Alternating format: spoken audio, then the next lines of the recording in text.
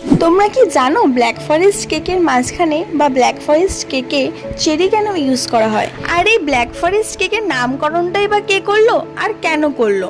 এই কেকটা বানাতে বানাতেই ঠিক এই প্রশ্নগুলোই আমার মাথায় ঘুরছিল। তো তার জন্যই আমার গুগল মহারাজকে জিজ্ঞাসা করলাম যে এই প্রশ্নগুলোর উত্তর দাও। তো তিনি কি বললেন জানো? জার্মানির একজন কেক বিশেষজ্ঞ যার নাম হচ্ছে জোসেফ কেলার, তিনি হলেন এই ব্ল্যাক ফরেস্ট চেরি কেকের উদ্ভাবক। তিনি ছিলেন জার্মানির আহারেন নামক একটি ক্যাফের পেস্ট্রি শেফ।